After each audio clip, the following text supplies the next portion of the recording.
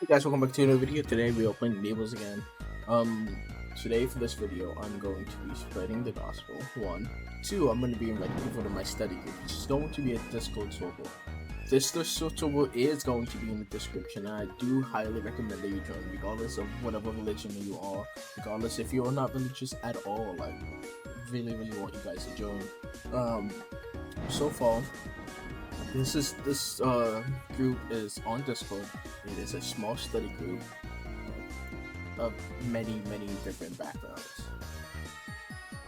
So, my plan is I want people to join, regardless of their faith, regardless, just so that we can have a community. And then I want to have higher content creators being there as pillars to just spread more. And not to convert people who are not, but just so the new people who are just learning more about Christianity have that source right there for them. And I feel like it would be so amazing. So, let's start this one. You're very nice. That's the first person. Yeah, I have a video idea that I'm trying to put into place, so. Anyway, I have a couple questions for you. Okay, bet. How would you describe your life? Would you describe it as good, bad, or like you're missing something in your life? I'm missing something. Okay. So when you say you're missing something, do you ever feel like you just are missing something no matter what you do, something inside of you just isn't there? Yeah, I kind of do feel like that. Okay. Do you have any idea what that might be? My grandma that died. Okay. So before you knew your grandma, how long have you known your grandma? Like, did you know her as soon as you were born, or did you meet her like when you got a little bit older, like 6? Like at least my 3rd birthday party, like when I was 3. Okay.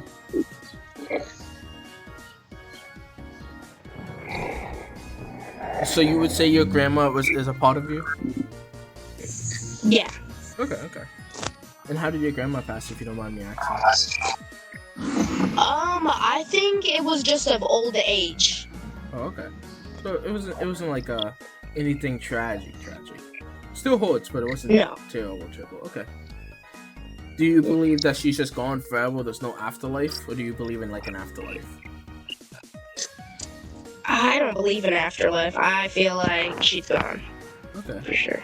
Is there any reasons behind that belief? I feel like you're only gonna live life one time. Okay.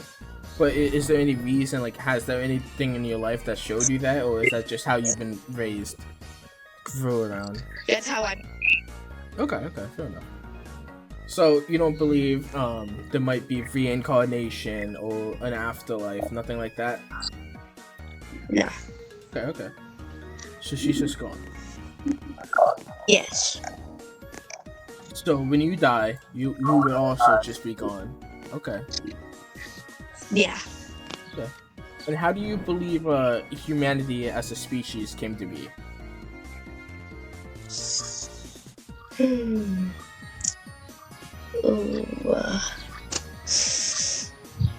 I'm not sure.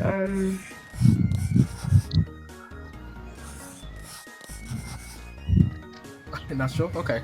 Do you want me to rephrase it? Maybe it will help you a little bit? Yeah, maybe, yeah. Okay. Sure. So, according to science,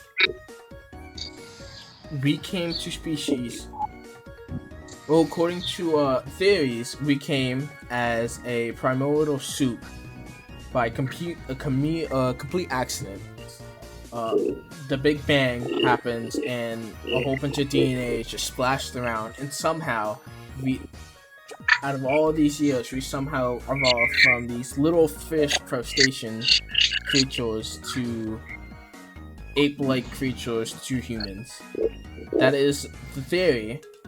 And then there is another theory, or as you can say, where we were created. Do you believe in any of those? I do believe in some of those. Yeah, I believe. Okay, and which one do you believe in? I feel like I could believe in all of them, honestly. I'm not gonna lie. Okay, so you believe that you were created, but you also came via evolution. Yes. Okay. That could happen, but here's the thing with evolution. We never seen evolution. We only have seen micro evolutions, and all evolution is survival based. So, Yeah. let's say I'm living in a terrible habitat as a creature, I will evolve to be able to counter this habitat. Yeah. So if we came from evolution, why would it be that we kill for people who hold us back from surviving? Sick people, older people. That makes a lot more sense. Yeah. Do you still believe in that after that, though? No, not at all. It just wouldn't make much sense for us to be evolved if everything we do goes against us surviving most of the time. We just constantly dying for every little thing. We kill so much. We have empathy. We have morals. We have feelings. So it would only make sense for us to be getting these feelings and morals from somewhere else. Is there any idea where we might be getting this morals from? God. Okay. And what does God look like to you? 1 second, someone's calling me. Alright.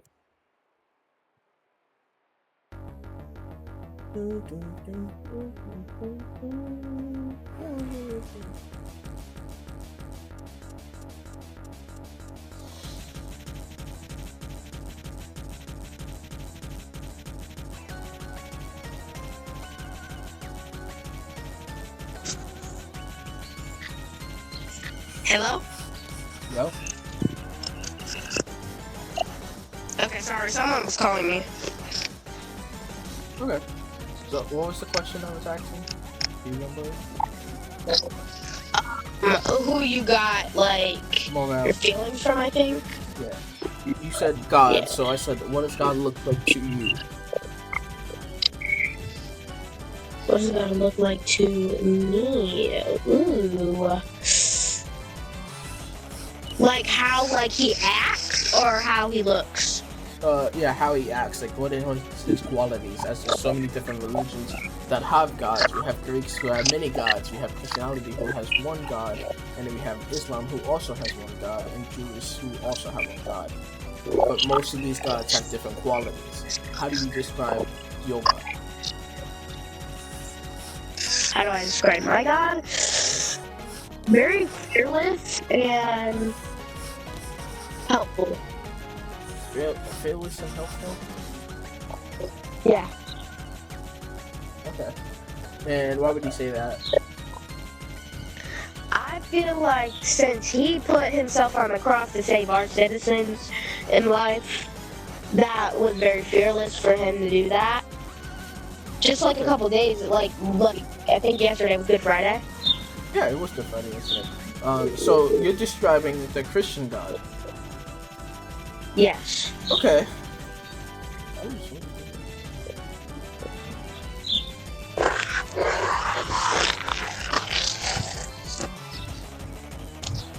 Okay, so you're describing Jesus, Yes. and you're saying he was fearless because he was on the cross. Yes. Okay. What if Jesus wasn't fearless, though? I feel like he would not put himself on the cross to save our citizens. Okay, citizens. Okay. Do you have a pocket Bible, a phone, or a Bible we can read real quick? No, I do not have those with me right now. I'm actually at my friend's house, so I don't really. Okay. You might just have to take my word on it then. But Jesus actually was not fearless when he was being crucified. He was God who submitted himself to become human. in nature. He was still of divine nature, but he was also still human. So he still felt, he still had these feelings that which made him human. He was still having feel.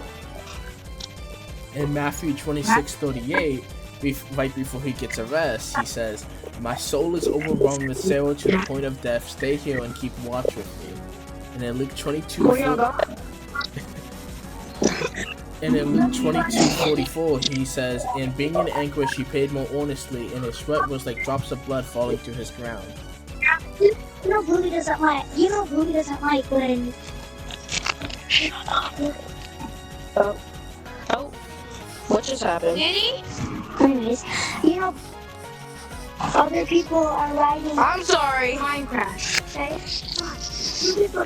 I'm gonna like glitched.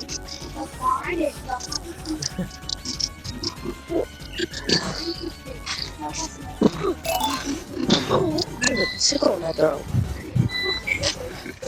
So if you read those two verses, Matthew 26:38 and Luke 22:44, you can clearly see is, yes, in his humanity, he experienced deep sorrow and distress. He was very, very afraid, but he knew it had to be done. He knew that he had to bear the sins of the world. Not just for Christians, but for the entire world.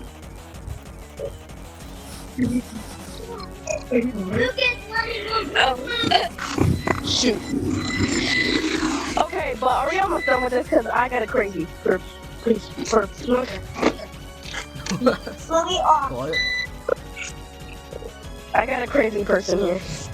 You can leave. Just you can leave if you need to. It's okay. Okay, thank you very much. Oh, that's the ball, bro. Oh, you want me to fix you? I can fix you. Oh, yeah, I can't fix you.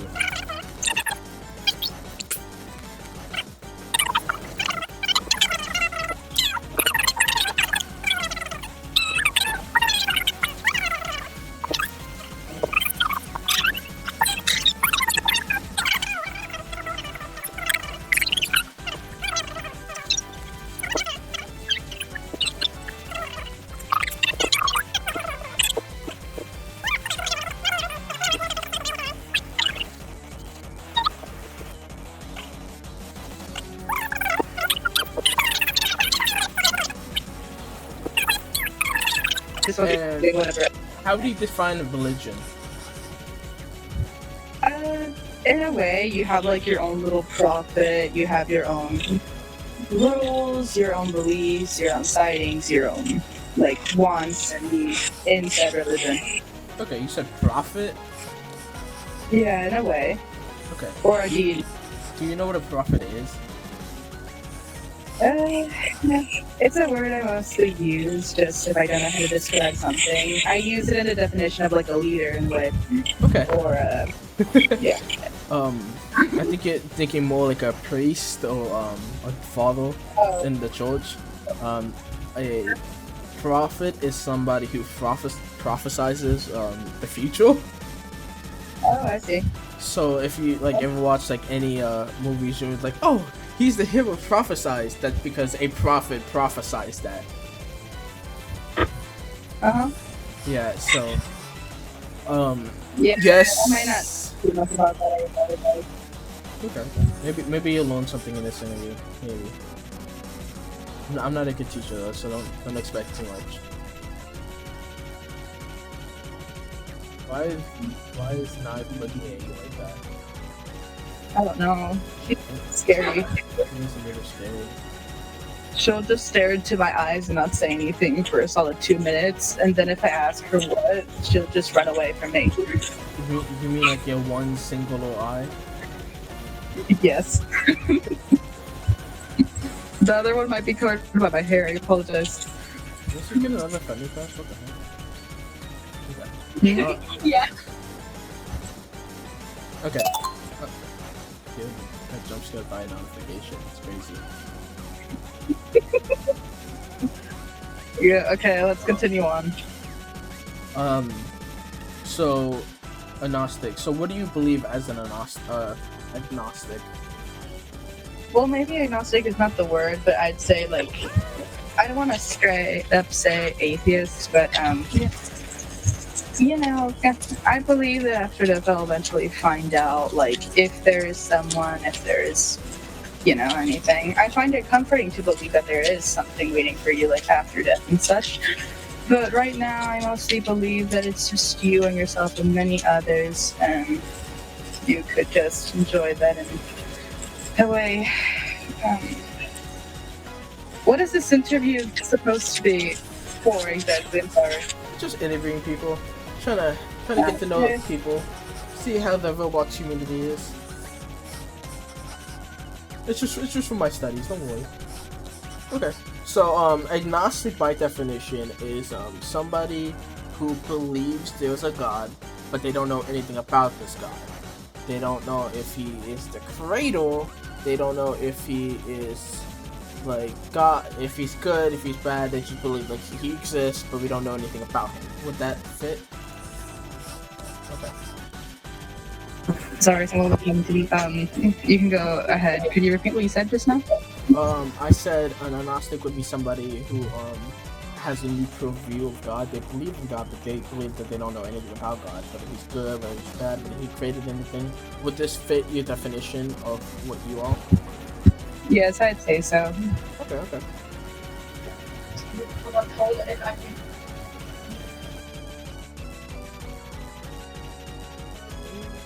Write this down.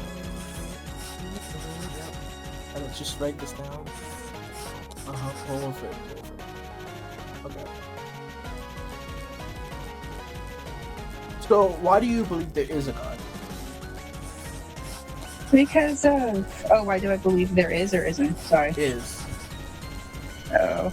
Because of history, because of many people telling me, and because of, you know, my family's overall beliefs throughout the years and generations. However, I like to think for myself sometimes and think for myself like, hey, do I think so? Okay. So, because of what people say around you and what you grew up with, you believe there's a God, but you don't believe nobody knows about this God. Yes. Okay. So that there would be no evidence to support that there is a God, because you don't know anything about it. Would that also be true? I mean, there possibly could be. I've had many people tell me, oh, hey, here's some evidence of news of this, blood samples, either marks or something.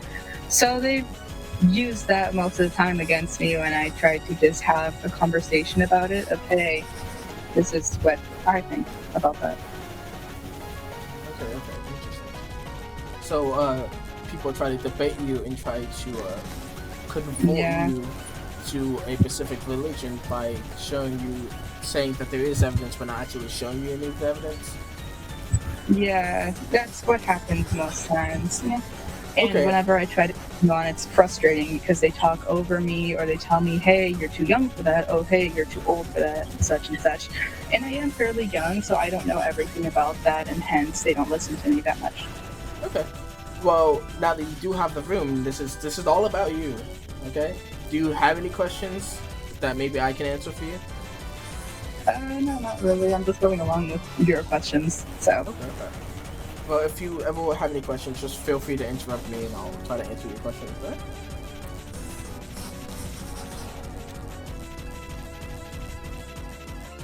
Where did the other one go?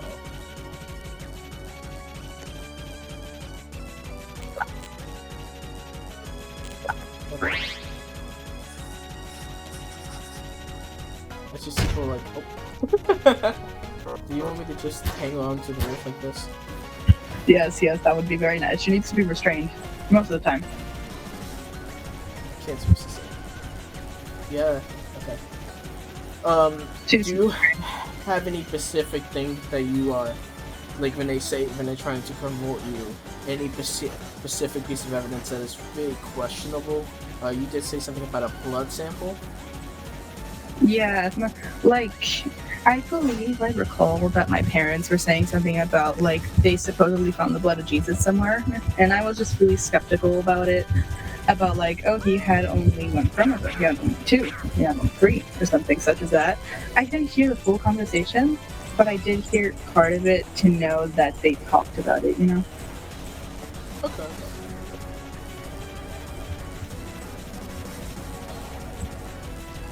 So they occasionally use that whenever I try to talk to them.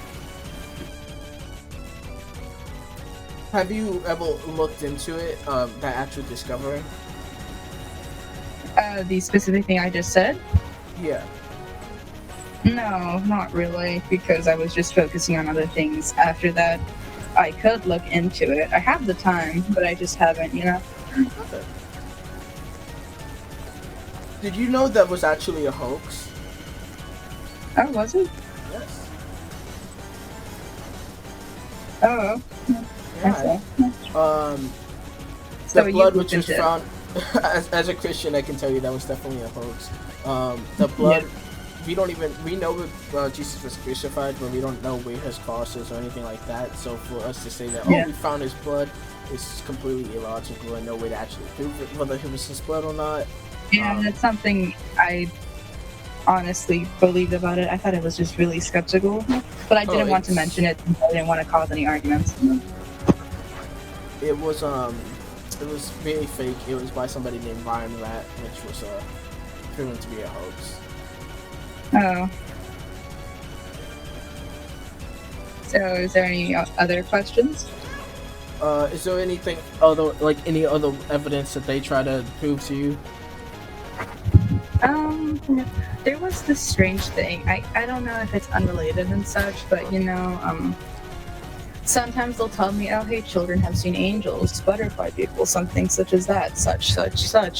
I try to not really focus on it or listen to them because it makes me really frustrated because I've told them before to not really mention that stuff around me since, you know, I'm still learning about it and I also don't want that to be all of our conversations. I want us to talk about more, but Okay.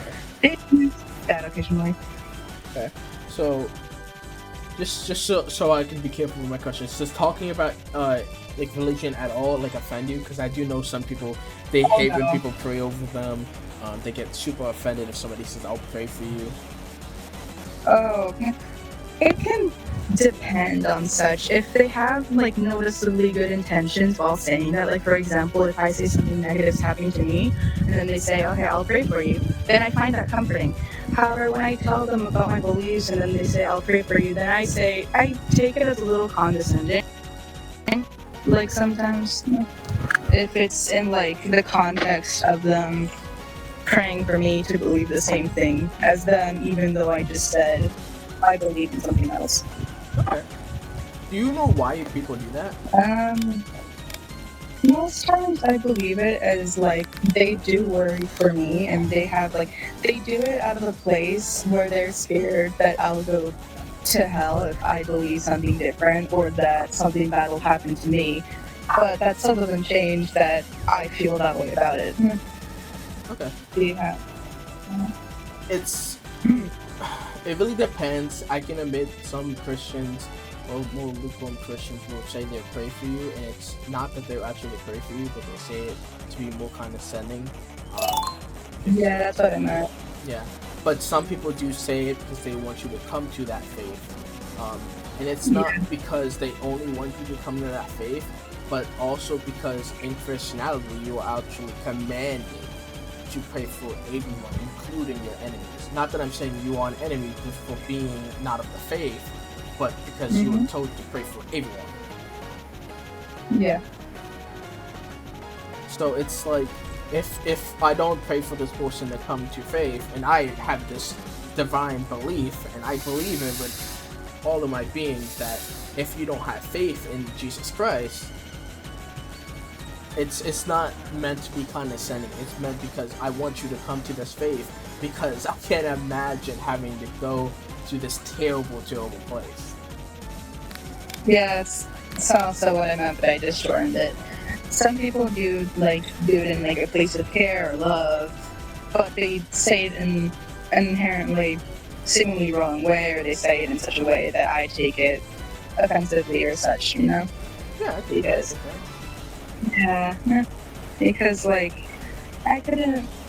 Because I feel like those same people I'm telling, and the ones that like tell me they'll pray for me in a condescending way, they get offended if I were to like say that to them, but in a different way. Like, you know, oh hey, I'll pray for you to not believe in that. You know, Okay. I Yeah, feel like it would get there was actually. offended if I would do that. Keep going. Sorry, didn't mean to interrupt you. Oh no, that's all I wanted to say. Go ahead. There's actually a verse in the Bible that counters Christians being very condescending when they say they will pray for you. Did you know that? No, I'm not really a Bible study person, so I don't mind not know much about that. Do you want me to read you the verse, just in case somebody does try to tell you that again? Okay, let me pull it up for you. Verse is in Matthew 6. Oh. Matthew 6:5. You can read it in any translation; it'll always have the same meaning. And when you pray, do not be like the hypocrites, for they love to pray standing in the synagogues on honest street corners to be seen by others. Truly, I tell you, they have received their reward in full. Do you have any idea what that verse might mean? I'll allow you to continue before I say stuff, you know? Go ahead. You want me to read the rest of the verse? Yes. Okay. Then I can definitely do that. Matthew 6:5-6. And when you pray, go into your room, close the door, and pray to your Father who is unseen. Then your Father who sees what is done in secret. So in this verse, it's telling you when you're praying, don't flex that you are praying about people. Unless you are doing it like out of like love. If you were just doing it to show that you are righteous, that you are better because you have this faith, you are sinning yourself. Oh, I never knew that's what one of the verse says. Yeah. Because I assumed that they never really brought it up because I've had a lot of people of such like beliefs tell me in a rather either like I don't know how to explain it without it sounding unrelated, but because I've had a lot of people that act opposing to their faith or in such a way that I can't believe they still are like that they are actually a believer when their religion is about care and love for other people, you know? Yeah. Or trying to be like their leader. Sometimes it I don't know what else to add to that. I'm sorry. No, I think I'm getting what you're trying to say. You're trying to say when people try to act a different way that doesn't reflect their exact beliefs, right? Yeah. That sometimes I assume that they don't read the Bible or either the Bible doesn't mention that. So it kind of shocks me that it actually brings that up, you know? Oh yeah, tell me about it. There was something called a lukewarm Christian. Do you know what that might mean? Sorry, repeat that? Do you know what a lukewarm Christian is? No. I don't believe so. A lukewarm. I mean, I might know. Huh? Keep going. Oh, I just said that I might not know what that exactly means, but I might know like I probably haven't heard the term, but I know what it means from somewhere else. So you might have an idea of what it is, but you're not quite sure. Yeah, so continue, please. Of course. A lukewarm Christian is somebody who says they are Christian but doesn't follow any of Jesus' commandments. They don't read the Bible, they don't act the way Christians should act, and they are not saved. To know if you're saved, you have to have the Holy Spirit dwelling inside of you. And if you have the Holy Spirit dwelling inside of you, you will regret every single sin you have ever done. Regardless of how you did it, it will feel so terrible that it will just be the worst thing ever. But that's how you know that you are saved. If you're sinning and you really, really regret it, you have the Holy Spirit inside of you. Some lukewarms don't. And that's how you would tell somebody who is actually a Christian from a lukewarm. And then we have some Christians who are just not Christian. Oh, so basically, like, in a way, it's just a Christian who doesn't really go along what's supposed to be of them, right? Yeah. Mhm. Is there any more that you're gonna ask? Well, I assume you are. I'm just making sure. Wait, sorry. I didn't hear what you said. Yeah. I was just asking if you were gonna ask anything, but I figure you are because, yeah, you know, you probably have more to ask.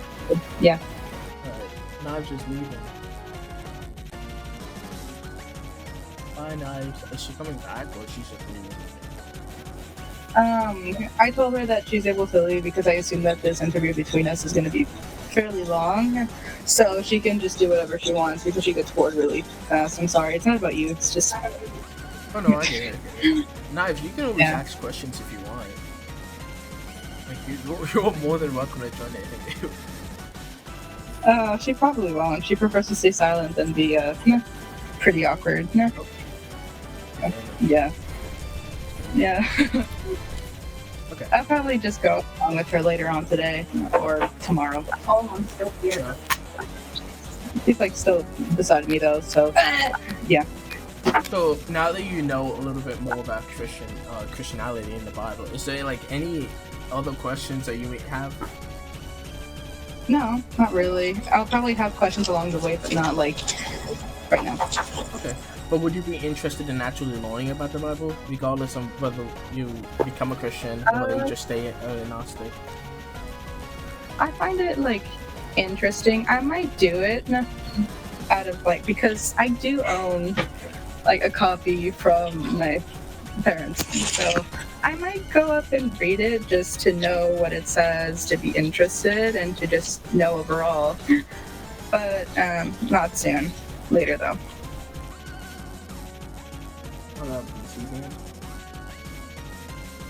Suspended! Well, that's a lot of harassment, dude.